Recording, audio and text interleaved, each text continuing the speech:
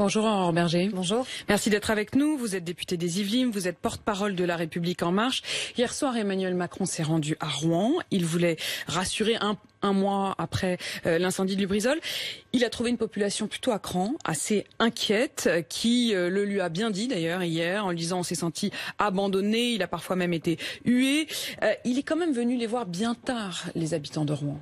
Il est venu les voir, c'était l'engagement qui avait été pris et l'État a été aux côtés évidemment de la population dès le premier jour, les premières heures, que ce soit évidemment via la préfecture, que ce soit via les ministres aussi qui se sont rendus sur place, à la fois Agnès Buzyn sur les questions de santé, Elisabeth Borne. Après, je comprends tout à fait l'angoisse qui a été et qui est encore celle des familles qui ont encore des doutes sur à la fois ce qui s'est passé, sur les conséquences que ça pourrait emporter, et qui se disent voilà, est-ce que avec mes enfants il y a des risques que l'on m'a fait prendre ou que je continue à prendre en restant. Et je pense que le fait que le président de la République se déplace démontre aussi que l'État est aux côtés évidemment de la population. Mais précisément, s'il l'avait fait plus tôt, il aurait peut-être rassuré davantage ou en tout cas montré une solidarité. C'est peut-être ça dont ils avaient besoin. La solidarité, elle existe. La solidarité, c'est celle de l'État. La solidarité, c'est l'indemnisation qui va arriver pour celles et ceux qui ont été en situation de tension économique. Je pense aussi notamment aux agriculteurs.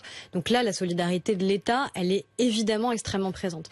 Après, la difficulté, à mon avis, elle est plus générale sur ce type de sujet et elle risque de se reproduire. C'est-à-dire qu'on a un climat général de défiance, on le sait bien, défiance vis-à-vis de nous, de la parole qu'on peut porter, vis-à-vis des médias, vis-à-vis de ceux qui représentent une forme d'autorité dans ce pays. Et on est en plus confronté de plus en plus à des vagues de désinformation. Où à partir du moment où l'État s'exprime... C'est quoi, c'est le complotisme ? De fait, on le voit bien, on suffit de regarder un certain nombre d'enquêtes qui ont existé sur, par exemple, les vaccins. Moi, je me souviens, c'était un des premiers débats qu'on a eu à l'Assemblée nationale sur le fait de faire vacciner ces enfants, ces tout petits, pour pouvoir aller à la crèche ou aller à l'école. Ce qui est un enjeu sanitaire majeur dans notre pays. On est le pays de Pasteur et on est pourtant le pays qui est le plus en défiance vis-à-vis des vaccins. On voit bien qu'il y a quelque chose qui ne fonctionne pas. Et on a eu une vague de complotistes, alimentée d'ailleurs par certains élus, qui a été massive.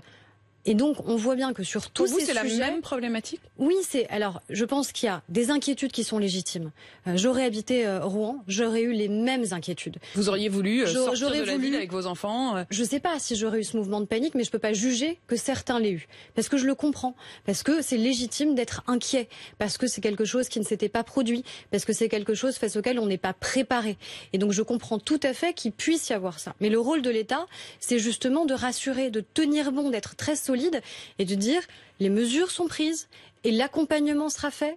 Et par contre, en effet, il n'y a pas à avoir un mouvement de précipitation qui pourrait donner justement là des fausses informations aux Français. Sur la défiance, on a senti hier soir justement dans ce moment qu'a partagé Emmanuel Macron avec les Rouennais dans la rue, à déambuler comme on dit maintenant, on a senti aussi remonter ce qu'on entendait pendant le mouvement des Gilets jaunes, une défiance plus large qui est une défiance aussi de découragement avec parfois des mots très violents, Macron démission, avec des huées. Est-ce que vous avez le sentiment qu'au fond, ce mouvement-là ne s'est pas éteint et qu'il pourrait ressurgir sous une forme ou une autre ?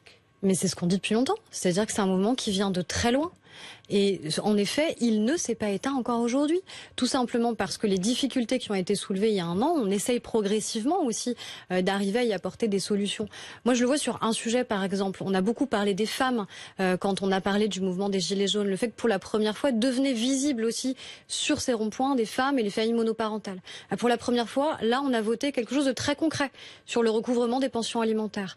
Et ça, c'est sonnant et trébuchant. Et c'est la démonstration qu'on peut aussi, de manière concrète, répondre à des enjeux du quotidien. Je pense qu'il n'y a pas un seul député, un seul Français qui ne connaît pas une femme qui a été confrontée à ça et qui n'est pas dans une situation de souffrance et de difficultés financières à cause de ça. On va parler d'autres mesures d'ailleurs sur les femmes, celles qui ont été proposées par Marlène Schiappa, mais encore un mot sur ces mouvements de défiance. Quand vous voyez monter à la SNCF depuis déjà plusieurs semaines et avec sans doute un crescendo jusqu'au 5 décembre, qui est une journée qui est annoncée comme très suivie, une journée d'appel à la grève, est-ce que vous pensez pas que c'est une autre résurgence également de cette même colère sociale ? Qui est une colère dans le pays, oui, et d'ailleurs c'est sur cette colère qu'on a été élu. C'est sur cette insatisfaction depuis un certain nombre d'années, sur le fait à la fois que les hommes et les femmes politiques ne tenaient pas à la fois leurs engagements, ne tenaient pas sur la capacité à réformer. Et donc on est aussi le fruit de cette colère de manière très claire. Je ne serais pas là et je n'aurais pas été élu député si à un moment il n'y avait pas eu de la défiance et s'il n'y avait pas eu de la colère. La question c'est, est-ce qu'on est en capacité de le réparer? Est-ce qu'on est en capacité, nous, par ce qu'on porte, par ce qu'on fait concrètement à l'Assemblée, d'apporter ces réponses. À mi-mandat, visiblement pour les Français, c'est pas évident. Et on doit continuer à convaincre. Mais continuer à convaincre ne veut pas dire qu'il va falloir s'arrêter de continuer à réformer. L'exemple de la SNCF est le bon. On a oublié qu'on a fait la réforme de la SNCF il y a un an et demi. Mais elle a laissé des cicatrices. Mais elle a surtout démontré notre capacité à agir sur le sujet alors que tout le monde considérait que c'était une réforme nécessaire et impossible. Et on a réussi à la faire. Et il faut qu'on aille au bout sur à la fois la capacité, notre démonstration de notre capacité à réformer, et je pense notamment à la transformation du système de retraite, et il n'y a pas de raison qu'on n'y arrive pas. Alors simplement, franchement, sur ce bout de la réforme des retraites, on le voit pas trop parce qu'il est repoussé quand même de jour en jour. Vous avez repoussé le temps législatif, puisque finalement, vous avez décidé qu'il faudrait encore un débat, alors qu'il y avait déjà eu 18 mois de consultation sur cette question des retraites. Et puis maintenant, on le sent bien, la mise en application de cette réforme, elle pourrait en réalité n'avoir lieu que dans un demi-siècle. Est-ce que vous n'êtes pas, d'une manière un peu sourde, en train d'effacer cette réforme des retraites? La réforme, elle ne sera pas effacée, la réforme, elle sera conduite. Non seulement parce que nous avons promis que nous la conduirions, mais surtout parce qu'elle est nécessaire. Moi, j'appartiens à une génération qui ne croit même pas qu'elle aura accès demain à un système protecteur au moment de sa retraite. Clairement, quand on parlait de défiance, la défiance de notre génération, elle est massive en la matière. Après, ce qu'on dit, c'est qu'on a un pacte qui a été conclu entre les Français et l'État. Vous reculez un peu devant l'obstacle quand même. Alors déjà non, enfin vous avez bien vu qu'en général le président de la République ne reculait pas trop devant les obstacles et qu'il les affrontait plutôt. Après, on ne peut pas à la fois nous dire vous n'êtes pas suffisamment dans le dialogue et dans l'écoute et nous reprocher de l'être. Non mais il les affronte dans les mots, vous avez parfaitement raison, comme hier soir à Rouen. Mais est-ce qu'il les affronte dans les faits? La réforme de la SNCF, nous l'avons faite. La transformation de l'assurance chômage, et on pourra y revenir, nous la faisons. Et ce sont des réformes dont on sait qu'elles nécessitaient à la fois du temps de négociation avec les partenaires sociaux, mais aussi du courage d'assumer, de créer des nouveaux droits et à un moment de dire voilà, on a 300 000 emplois non pourvus dans notre pays.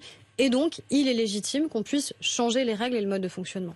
Mais sur la transformation du système de retraite, on sait qu'en effet, ce sera une réforme qui demande du courage.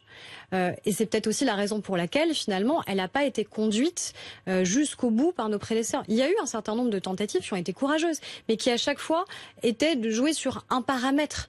Là, vous voulez changer le système, avec notamment ce système universel. Il va falloir transformer. Et on le dit aussi aux Français, on va avoir besoin d'eux pour être à nos côtés dans cette réforme-là. Parce que on va avoir des réticences, puisqu'on va toucher, en effet, à des régimes spéciaux. Aujourd'hui, les Français, c'est un sondage Elab pour BFM TV, un sondage de mi-mandat, 6 sur 10 jugent que l'élection d'Emmanuel Macron en 2017 a été une mauvaise chose, ce qui veut dire qu'il n'a pas convaincu au-delà de son électorat.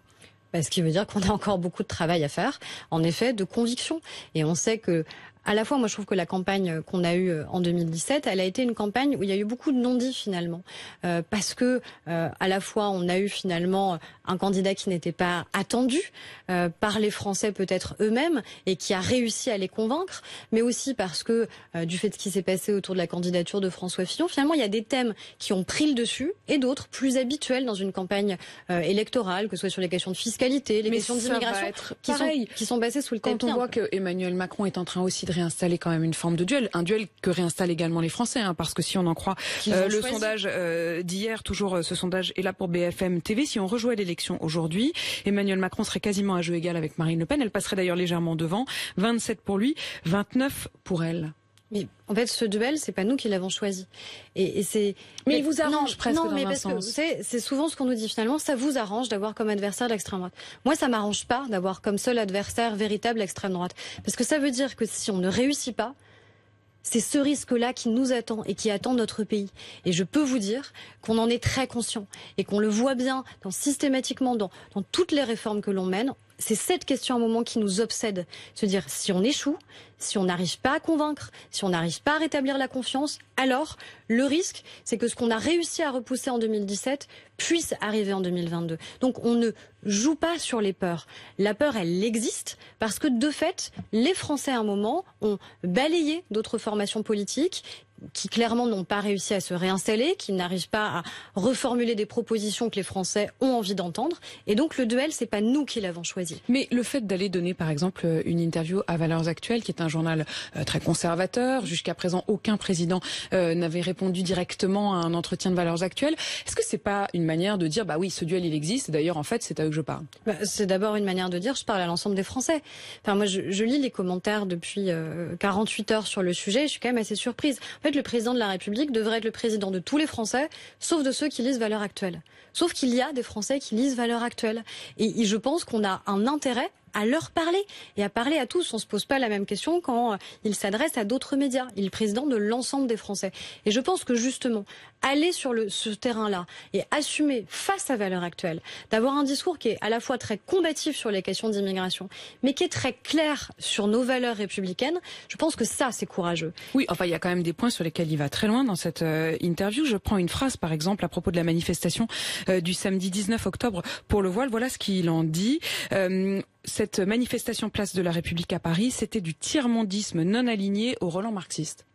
Mais il a des mots qui sont très forts, mais qui recouvrent aussi une réalité dans la manière avec laquelle les choses se sont passées. Mais est-ce qu'il n'y a pas un côté presque canaille, je veux stigmatiser ou presque faire fantasmer? Non, il n'y a aucune stigmatisation, mais vous savez, quand vous avez une manifestation qui est réalisée à l'appel du CCIF, excusez-moi de penser qu'on n'est pas tout à fait dans le champ républicain et qu'on a le droit, nous, en tant qu'élus de la République, de pouvoir à un moment dénoncer, qu'on a le droit de dire dans une interview que justement, on considère qu'il y a un pacte républicain qu'on doit avoir avec les Français et que si on veut pouvoir continuer à accueillir dans notre pays un certain nombre de ceux qui doivent légitimement l'être, je pense notamment aux demandeurs d'asile, alors ça veut dire qu'on doit être d'une fermeté absolue avec ceux qui n'ont pas vocation à rester. Et c'est ça qui est incompréhensible aujourd'hui pour les Français. C'est l'autorité de l'État. Vous avez des obligations de quitter le territoire, mais elles ne sont pas exécutées. Pourquoi? Et c'est ça qu'on doit absolument résoudre, parce que si on n'arrive pas à répondre à ça, alors à un moment les Français, c'est ce que dit le président de la République dans son interview, ils nous diront, nous ne souhaitons plus continuer à accueillir. Vous avez évoqué le CCIF. Le CCIF, c'est ce comité de lutte contre l'islamophobie. Il l'évoque sans en dire le mot, Emmanuel Macron, puisqu'il revient sur l'épisode de la maman voilée qui avait été injuriée lors du conseil régional en Côte d'Or. Il dit, l'élu du Rassemblement national, Julien Audoul, s'est fait coincé. Apparemment, cette femme est plus proche des milieux de l'islam politique qu'on ne le croyait. Depuis, elle s'est adressée effectivement aux Français à travers le CCIF, à travers le prisme donc de cet organisme.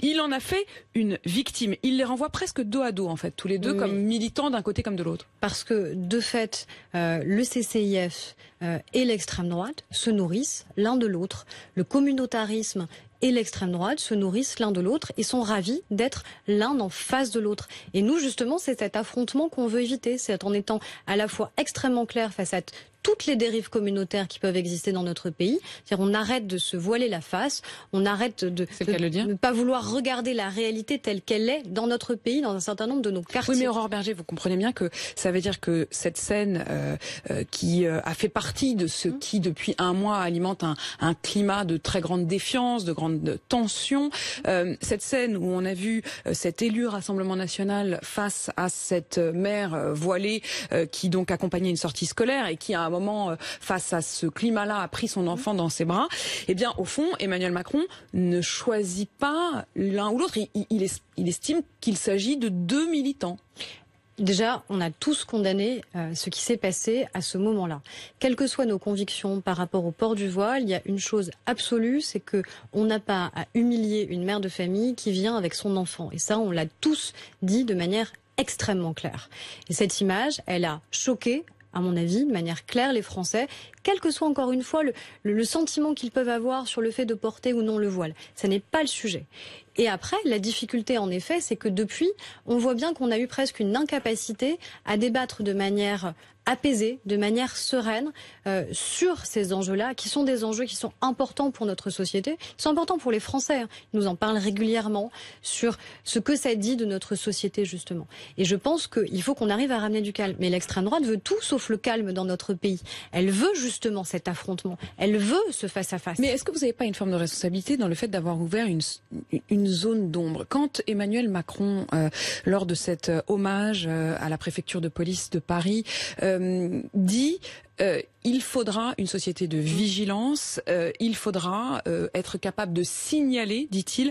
Il appelle les Français à signaler les petits gestes d'éloignement d'avec les valeurs de la République, d'avec nos lois. Mais pour autant, il ne dit pas ce que sont ces petits gestes. Il ouvre une forme de zone grise. Est-ce que c'est pas une zone où on va avoir du mal à trouver la limite entre signalisation et dénonciation? Non, mais la question, c'est pas de dénoncer des comportements qui nous déplairaient. C'est pas ça l'enjeu.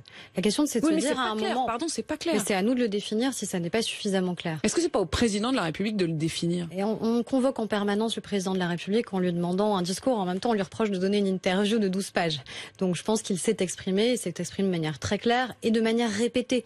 Contrairement à ce que j'entends souvent, que ce soit à la préfecture de police de Paris, que ce soit à l'issue du grand débat, ou que donc, ce soit. Il n'y a pas besoin d'un discours de plus, par exemple, sur la laïcité ou sur l'islam de France. Je ne sais pas si c'est nécessaire. De toute façon, c'est lui qui choisira le moment auquel il s'exprimera, s'il estime qu'il a besoin et que les Français ont besoin de cette parole-là. Par contre, en effet, sur la question de la lutte contre les dérives communautaires, nous, on est très clair sur le sujet. Ce que fait Jean-Michel Blanquer à l'école, c'est extrêmement clair. Pendant des années, on a dit aux enseignants, faites comme si vous ne voyiez pas ce qui se passe sous vos yeux. C'est ça qu'on leur a dit. Or, nous, on a fait l'inverse. On dit maintenant, vous allez nous dire ce qui se passe. Vous allez faire remonter au ministère de l'Éducation nationale toutes les atteintes qui sont faites à des principes qui sont des principes républicains. Parce qu'il n'y a rien de naturel à ce que des enfants n'assument pas une mixité entre eux. Il n'y a rien de naturel qu'un petit garçon refuse de tenir la main d'une petite fille pour rentrer dans une salle de classe. Et donc, à un moment, l'idée, c'est juste de comprendre ce qui se passe et d'assumer de voir ce qui se passe dans notre pays. Moi, ça m'a beaucoup marqué en tant que députée. L'un des premiers rendez-vous que j'ai fait, c'était avec une commissaire divisionnaire dans mon territoire et qui s'occupe notamment de communes comme Trappes ou comme La Verrière et qui m'a parlé de ces quartiers-là en me disant à un moment, ce qui est le plus frappant, c'est l'invisibilité des femmes. C'est qu'on ne voit plus les femmes dans l'espace public. Et donc c'est ça qui devrait tous nous préoccuper. Mais est-ce que précisément avec ce débat sur les mamans voilées qui accompagnent les enfants à la sortie scolaire, vous n'allez pas faire l'inverse, c'est-à-dire au fond les inhiber et les renvoyer chez elles, même celles-là qui sont en train d'accompagner leurs enfants? C'est un débat qu'on aura si à un moment la question se pose à l'Assemblée nationale sur telle ou telle proposition de loi. Moi, ce que je ne veux pas, c'est qu'encore une fois, on essaye de nous mettre face à face. Et c'est un peu le risque que l'on a. C'est-à-dire qu'aujourd'hui, parfois, dans un certain nombre de quartiers, on vit les uns à côté des autres. Et le risque, ce serait que demain, on se retrouve face à face. Et c'est l'inverse qu'on doit faire en République. C'est à la fois être extrêmement ferme en termes de valeurs républicaines. Et encore une fois, ça veut dire que quand il y a une école qui est hors contrat et donc qui est hors contrôle de la République, elle est fermée.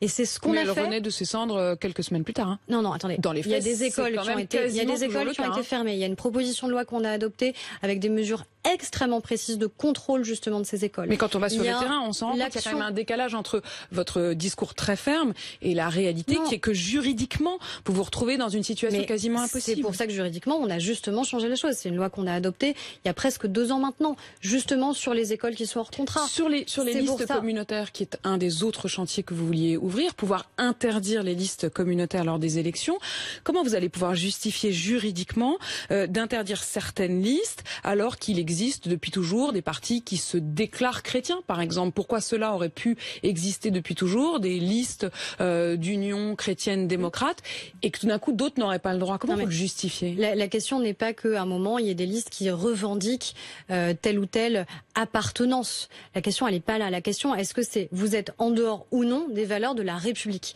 Et est-ce que vous prenez dans votre programme municipal des choses qui sont en dehors des valeurs républicaines? La question, elle se posera de savoir si c'est aussi une bonne idée d'interdire ou non ces listes. Vous doutez? La question, c'est l'efficacité. Est-ce qu'il est plus efficace d'interdire a priori ces listes et de trouver, comme vous le dites, les bons critères pour permettre cette interdiction, ou est-ce qu'il est surtout plus efficace de les combattre, et de les combattre politiquement dans nos villes, et surtout aussi de donner tous les outils aux maires qui, eux, sont confrontés au quotidien avec ce réel et qui parfois se sentent, sur ce sujet comme sur d'autres d'ailleurs, très isolés, très seuls face aux attitudes qui doivent être les leurs et qui peuvent être les leurs aussi. Merci beaucoup Aurore Berger. Je rappelle que vous êtes députée des Yvelines, porte-parole d'En Marche. Merci d'avoir été l'invitée de BFM TV et RMC.